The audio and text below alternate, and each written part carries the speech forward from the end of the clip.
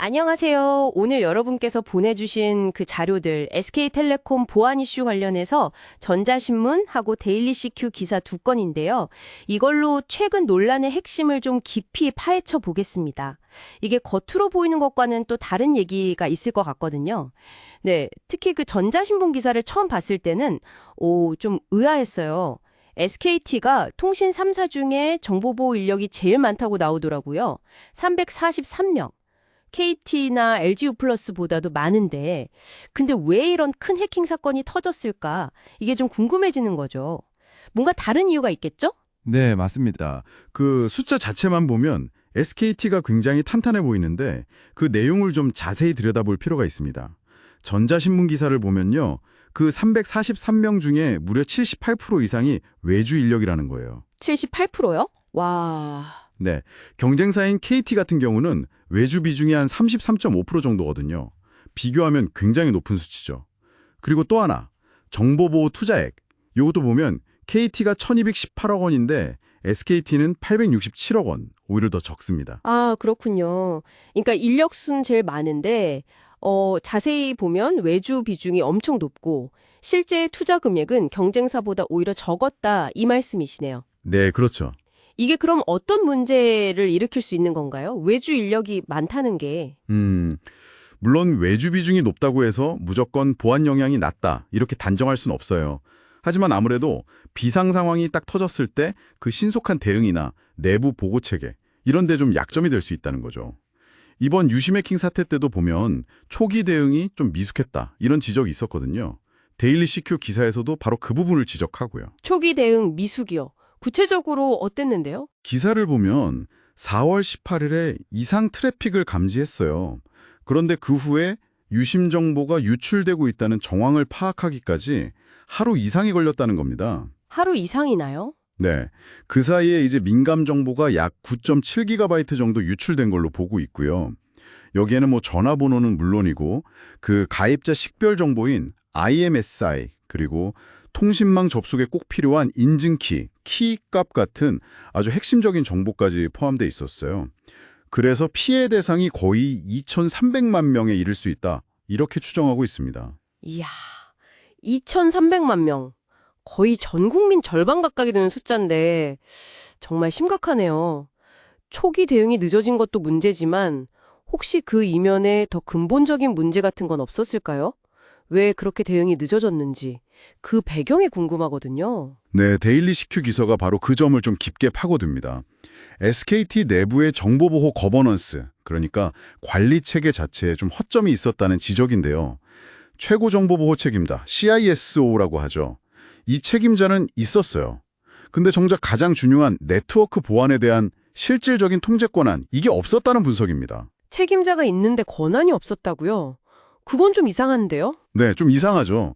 실제 네트워크 보안 운용은 그 네트워크 운용본부 산하에 있는 다른 팀이 담당을 하고 CISO 조직은 IT 서비스 보안이나 개인정보 보호 정책 수립 같은 약간 일부 영역만 담당하는 식이었습니다. 그러니까 책임과 권한이 좀 분리된, 이원화된 구조였다. 이렇게 볼 수 있는 거죠. 아, 그게 가능한가요? 보통 CISO면 전체 보안을 총괄하는 자리 아닌가요? 경쟁사들은 좀 다른가 보죠? 네, 맞습니다.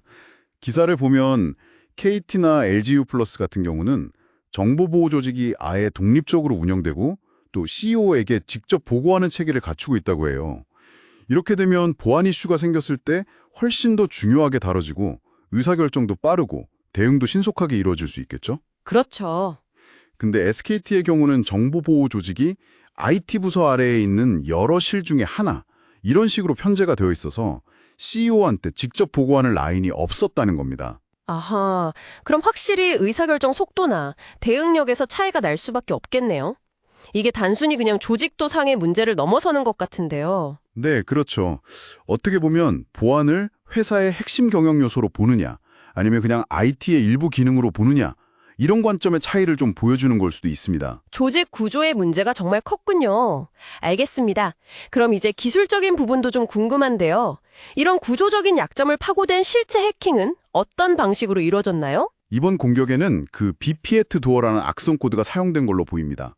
이게 상당히 은밀하고 탐지가 어려운 녀석인데요. BPF 도어요? 좀 생소한데요. 네, 데일리 CQ 기사에 따르면 이게 리눅스 운영체제 커널에 있는 그 패킷 필터링 기능, BPF라고 부르는데 이 기능을 악용하는 방식입니다.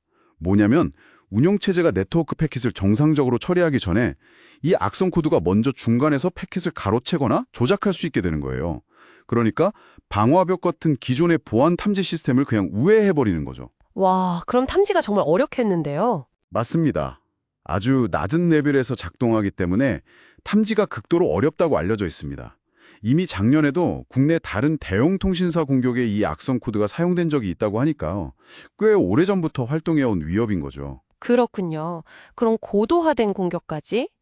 결국 종합해보면 SKT는 겉으로 보이는 정보보호 인력수는 많았지만 실제로는 외주 의존도가 너무 높았고 투자도 상대적으로 부족했고 그리고 무엇보다 결정적으로 CISO에게 실질적인 권한이 없고 보안 관리 체계가 분산되어 있는 그런 내부적인 구조적 약점이 있었는데 여기에 탐지하기 어려운 악성 코드 공격까지 더해지면서 이렇게 큰 피해로 이어진 거다. 이렇게 정리할 수 있겠네요. 네, 정확하게 보셨습니다.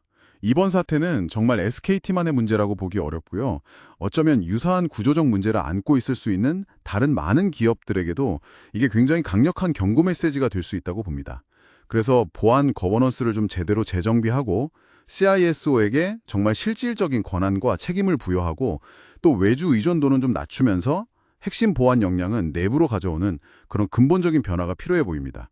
물론 정부 차원에서의 어떤 제도적인 지원이나 보완도 당연히 뒤따라야 할 거고요. 그리고 기술적으로도 단순 네트워크 경계 보안뿐만 아니라 이제는 서버나 엔드포인트 내부의 활동까지 탐지하고 대응하는 EDR이나 XDR 같은 솔루션 도입의 중요성도 다시 한번 생각해보게 하는 계기가 됐죠. 네, 오늘 저희가 함께 파헤쳐본 이 내용들이 여러분께서 이 SKT 보안 사태를 이해하시는데 좀 더 깊이를 더해드렸으면 좋겠습니다. 마지막으로 이런 질문 한번 던져보고 싶네요. 여러분이 속한 조직 혹은 여러분이 매일 이용하는 서비스들은 과연 겉으로 보이는 그런 보안 시스템 투자 외에 진짜 위기 상황이 닥쳤을 때 제대로 작동할 수 있는 내부 통제 구조 그리고 책임 소재는 명확하게 갖추고 있을까요?